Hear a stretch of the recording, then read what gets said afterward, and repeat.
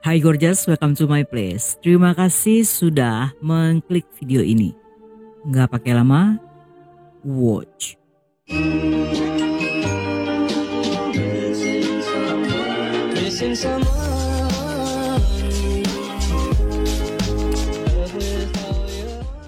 Di balik dinding megah rumah-rumah para elit, ada rahasia gelap yang tak pernah tercium oleh publik. Rahasia yang diselimuti gemerlap pesta, tawa palsu dan juga bisikan dosa. Tetapi semua itu belum cukup, karena ada satu godaan yang tidak bisa dia tolak.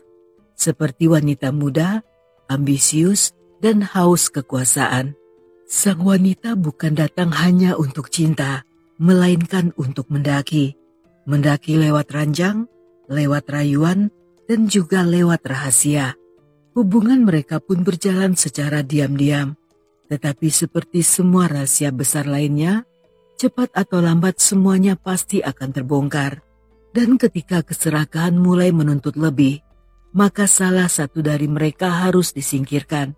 Sang selingkuhan pada akhirnya harus ditemukan tewas.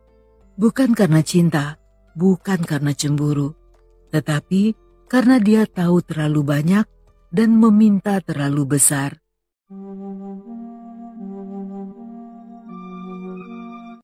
Pada hari yang cerah di tanggal 9 Juli 2007 sekitar jam 5.30 sore, di Jalan Jinsi Kota Jinan, Shandong, Cina, saat itu mendadak berubah menjadi medan kekacauan.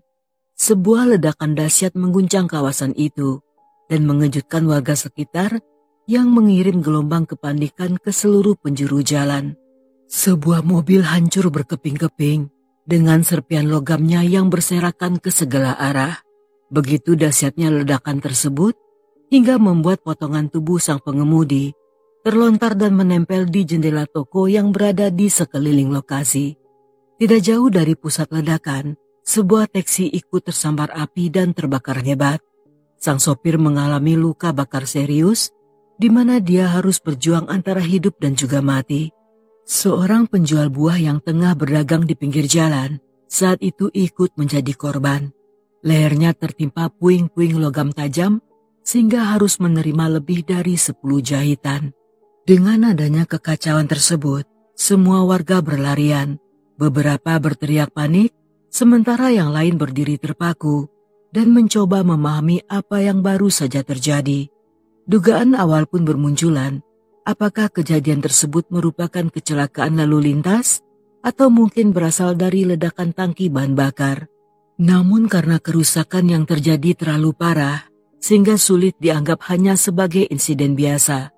Polisi yang tiba beberapa menit kemudian, saat itu segera mengamankan TKP dan memulai penyidikan dengan mendata kerusakan serta para korban. Berdasarkan penyidikan awal, mereka menemukan 1 orang tewas di tempat. 2 orang yang terluka merupakan sopir taksi dan pedagang buah, serta 4 kendaraan rusak, yang 2 diantaranya hancur total. Namun misteri segera terkuak saat polisi menemukan bukti mengejutkan. Ledakan tersebut bukanlah hasil kecelakaan, melainkan berasal dari bahan peledak militer yang berjenis TNT. Yang hal ini menunjukkan bahwa ini bukanlah insiden biasa, melainkan sebuah pembunuhan berencana. Dan melalui proses identifikasi forensik, polisi mengungkapkan identitas korban yang tewas di dalam mobil tersebut.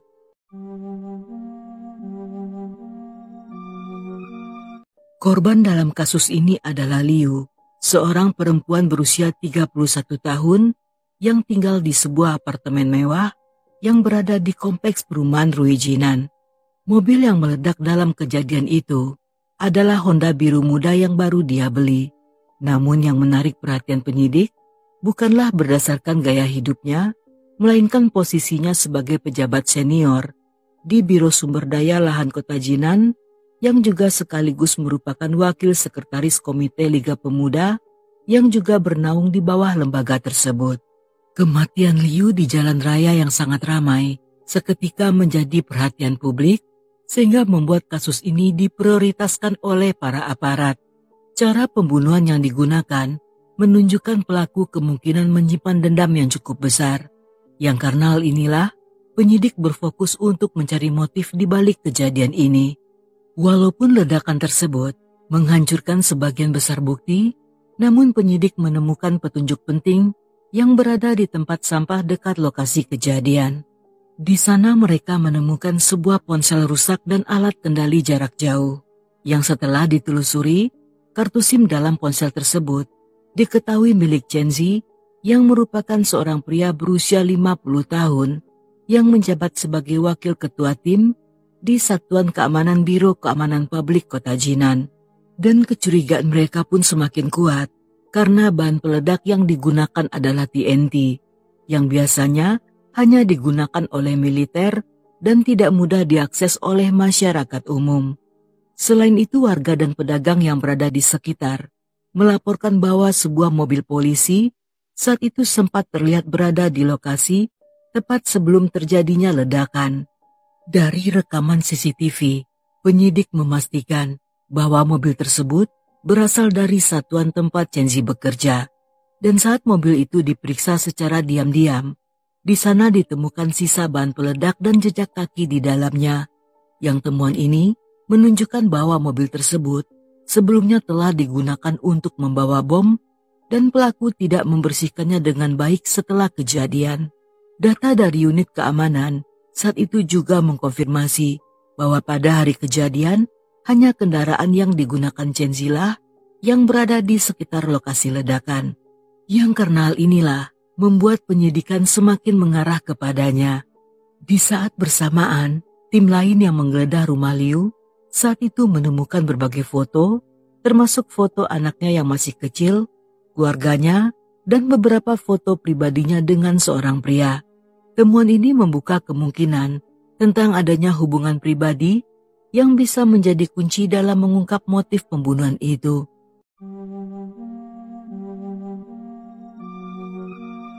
Penyidikan kasus pembunuhan Liu saat itu mencapai titik penting ketika polisi berhasil mengidentifikasi pria yang berada dalam foto pribadinya. Pria itu diketahui bernama Duan, yang merupakan Direktur Komite Tetap Kongres Rakyat Kota Jinan. Dan keberadaan foto-foto itu menunjukkan bahwa hubungan mereka bukan hanya sebatas rekan kerja. Berdasarkan dugaan awal, polisi meyakini bahwa kasus ini berkaitan dengan masalah pribadi, seperti cinta atau juga bahkan kebencian. Saat itu mereka mencurigai 3 orang yang dianggap berpotensi sebagai pelakunya. Di antaranya adalah mantan suami Liu, Chenzi, dan juga Duan. Ketiganya dianggap memiliki motif serta kemampuan untuk melakukan kejahatan tersebut. Namun setelah melakukan serangkaian pemeriksaan, polisi pun mencoret mantan suami Liu dari daftar tersangka. Dari hasil penyidikan lanjutan, membuat kasus ini jadi semakin rumit karena ditemukan fakta baru bahwa Chenzi masih memiliki hubungan dengan Duan, di mana dia merupakan keponakan ipar dari pria itu. Sehingga hal ini semakin menguatkan dugaan bahwa ledakan tersebut bukan sekedar aksi pribadi, melainkan hasil dari rencana yang lebih besar. 3 hari setelah kejadian, polisi menangkap Chenzi di kota Qingdao, yang setelah diinterogasi serta ditunjukkan bukti-bukti dari TKP, pada akhirnya dia mengaku telah merencanakan dan melakukan pembunuhan pada Liu atas perintah Duan. Berdasarkan keterangan tersebut, keesokan harinya polisi menangkap Duan, yang hal ini tentunya mengejutkan banyak orang. Dalam interogasi, Duan mengaku bahwa dialah yang telah menyusun rencana pembunuhan, dan dia jugalah yang meminta Chenzi sebagai eksekutornya. Dari raut wajahnya, alih-alih menunjukkan rasa bersalah, Duan justru tampak semakin emosi yang seolah menyiratkan jika sejak dulu dia ingin secepatnya melenyapkan Liu.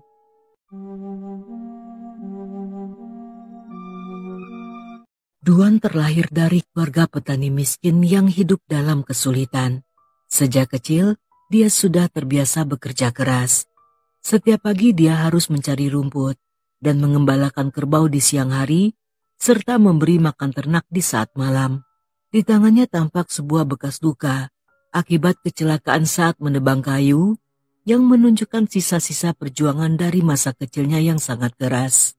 Meskipun tumbuh dalam kemiskinan, Duan juga memiliki ambisi besar, sehingga dia belajar dengan giat dan berhasil masuk ke Universitas Jianjiaozhong. Dan dialah orang pertama dari desanya yang berhasil masuk ke perguruan tinggi, di mana hal ini menjadi kebanggaan bagi masyarakat setempat. Setelah lulus kuliah, Duan mulai meniti karir di pemerintahan. Berkat kecerdasan dan keterampilannya, saat itu karisnya juga terus berkembang. Selain cerdas, dia juga dikenal sebagai sosok yang sangat rajin, yang di masa depan, Duan pun berhasil mendapat posisi penting di pemerintahan. Di saat telah menjadi pejabat, Duan masih menunjukkan sikap sederhana. Saat pulang ke kampung, alih-alih menaiki mobil dinas, dia justru berjalan kaki menyusuri jalanan tanah. Sambil menyapa warga yang dikenalnya sejak kecil, Duan juga menanyakan kabar dari mereka, sehingga banyak warga yang menganggapnya sebagai pejabat yang rendah hati dan tidak mencari keuntungan pribadi. Namun sikap bersaja tersebut seketika mulai berubah ketika Liu muncul dalam kehidupannya. Kehadiran wanita ini menjadi titik balik yang perlahan membawa Duan pada keputusan salah, yang pada akhirnya akan merusak reputasi serta karir yang telah dibangunnya selama puluhan tahun.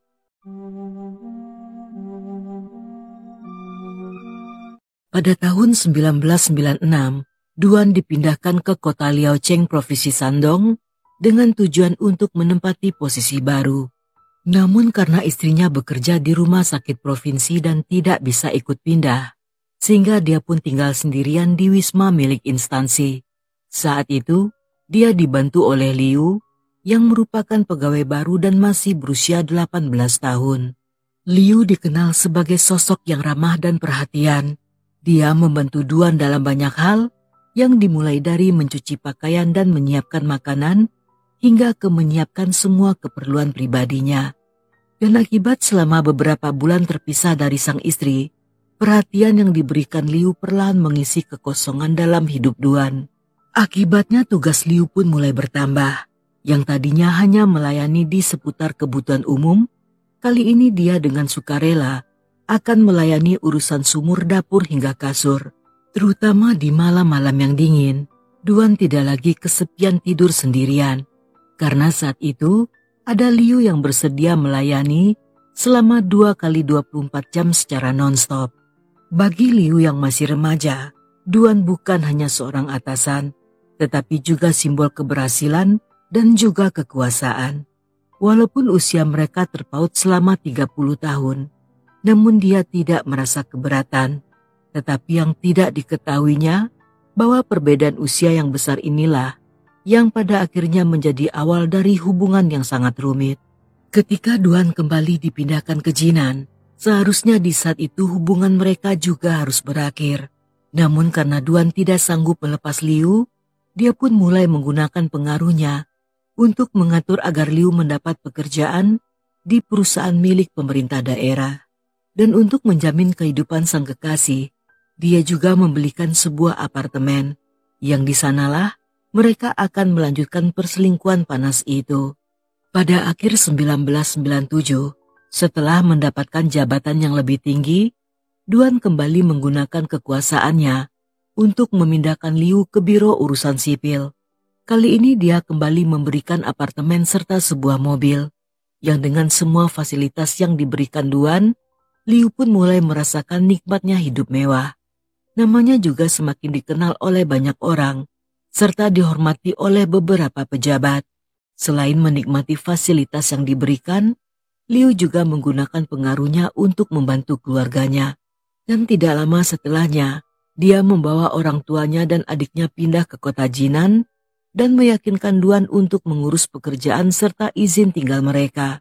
Karena permintaan demi permintaan dari Liu terus saja bertambah, sehingga untuk memenuhinya, Duan pada akhirnya mulai menerima uang suap.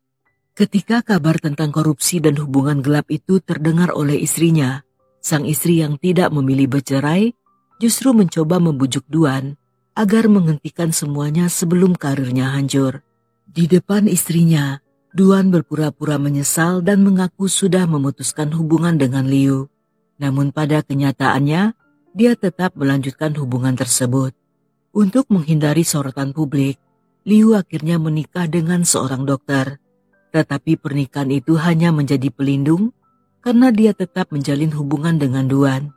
Dan perselingkuhan itu pada akhirnya diketahui oleh sang suami yang pada akhirnya berujung pada perceraian. Sejak saat itu, perasaan Liu terhadap Duan seketika mulai berubah. Dia tidak lagi mencari kasih sayang, melainkan juga kekuasaan dan keuntungan. Dan baginya, jika tidak bisa memiliki Duan sepenuhnya, maka dia bertekad untuk mendapatkan manfaat sebesar mungkin, termasuk dari semua pengaruh yang dimilikinya.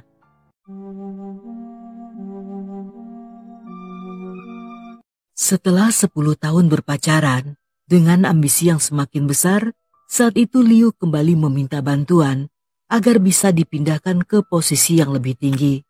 Dan seperti sebelumnya, Duan menggunakan pengaruhnya untuk memindahkan Liu ke Biro Sumber Daya Lahan. Namun tuntutan tersebut tidak berhenti sampai di situ saja. Dia juga meminta apartemen mewah yang seluas 130 meter persegi serta sebuah mobil baru. Yang permintaan itu pun dengan terpaksa dipenuhi oleh Duan.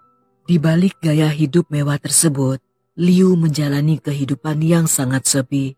Di apartemen yang luas dan dingin itu, dia menjalani hari-hari yang sangat suram.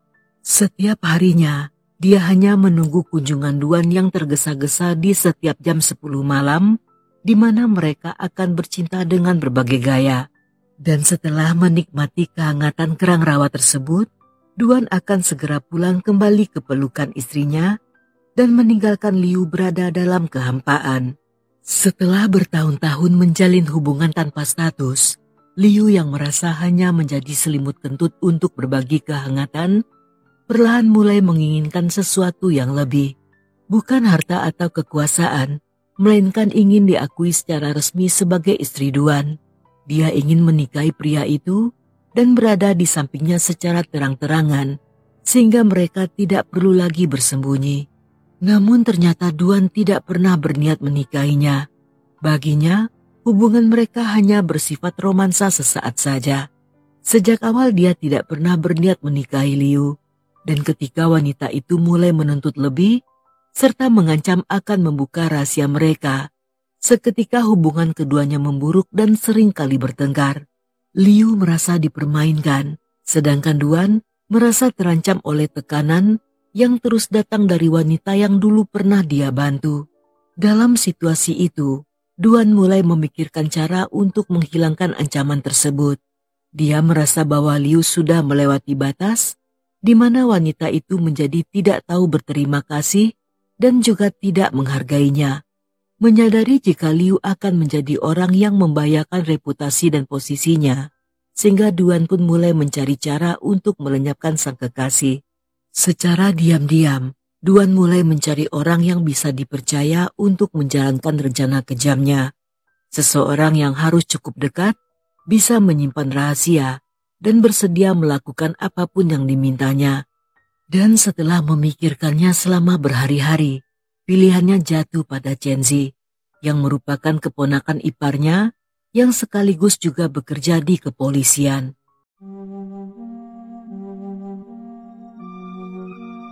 Saat Chenzi datang berkunjung ke rumah Duan untuk merayakan tahun baru Imlek, dia pun menyampaikan rencananya untuk menyingkirkan Liu. Yang tanpa banyak pertimbangan, Chenzi yang merasa berutang budi tentunya tidak bisa menolak permintaan itu. Selain karena selama ini, Duan telah membantunya mendapatkan posisi yang baik dan memperancar karirnya, hubungan kekeluargaan dan pengaruh Duan menjadikan Chenzi sebagai orang yang tepat untuk menjalankan perintah yang tentunya tidak bisa diungkapkan pada siapapun. Pada awalnya mereka berencana untuk membuat kematian Liu terlihat seperti kecelakaan lalu lintas. Namun setelah memantau kebiasaannya, mereka menyadari bahwa Liu lebih sering berada di pusat kota. Tetapi karena tempat itu terlalu ramai untuk melancarkan aksi tabrak lari tanpa menarik perhatian, sehingga mereka pun membatalkan semua rencana itu. Dan setelahnya, Chenzi pun menawarkan sebuah rencana baru. Karena dia pernah menjadi insinyur militer dan punya keahlian dalam merakit ban peledak, Dia pun menyarankan agar Liu dihabisi dengan bom, karena ledakan yang dirancang dengan baik tentunya bisa menghancurkan semua bukti, dan rencana ini dianggap lebih aman serta efektif. Untuk menjalankan rencana ini, Chen Zi memanfaatkan jaringannya sebagai polisi untuk mendapatkan bahan peledak. Dia juga meminta bantuan dari seorang kenalan yang bernama Chang Bing, di mana Chang Bing yang berusia 40 tahun adalah seorang ahli dalam perangkat mobil kendali jarak jauh. Di garasi rumah Chang Bing, mereka pun mulai merakit bom dan melakukan 2 kali uji percobaan. Setelah merasa cukup yakin, mereka pun menyimpan 3 alat pemicu terakhir untuk digunakan pada hari pelaksanaan. Dan selain itu, mereka juga menyimpan 2 kilogram bahan peledak serta sistem kendali jarak jauh. Namun di saat semua persiapan selesai, Chen Zi mulai merasa tidak tenang. Dia menyadari bahwa hanya dengan 1 tekanan tombol saja, mereka bisa menghilangkan nyawa seseorang tanpa memberi kesempatan untuk bertahan hidup. Dan perasaan bersalah pun mulai mengganggu pikirannya. Sehingga meskipun Duan mendesaknya untuk segera bertindak, namun Chen Zi mulai mencari alasan demi untuk menunda rencana itu.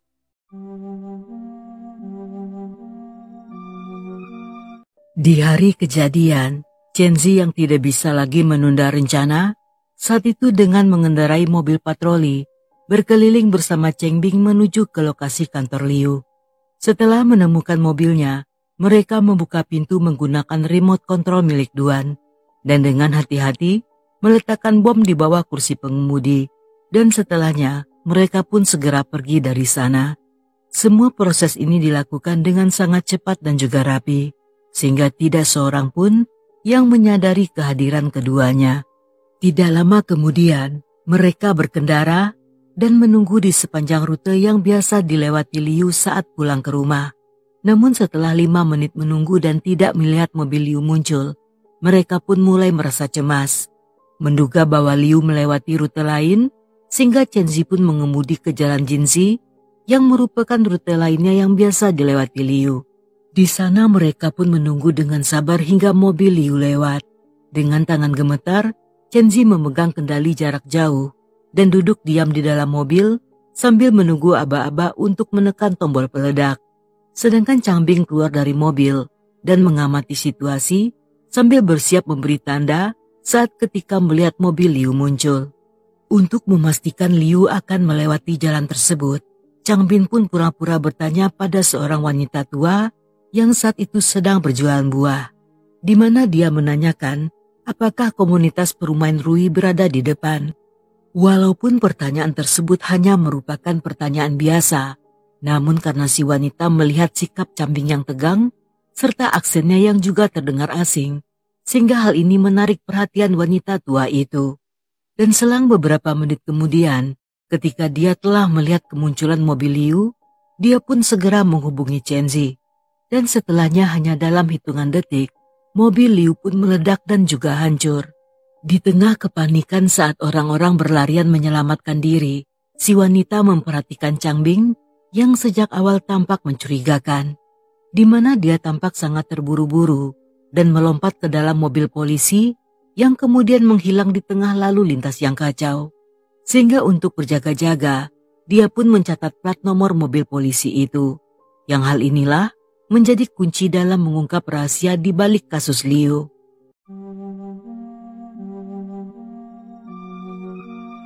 Dalam interogasi lanjutan, Duan menyerahkan daftar panjang koneksi sosialnya, sedangkan Chang Bing yang tampak putus asa mengaku bahwa dia sebenarnya sempat ragu memasang alat peledak itu.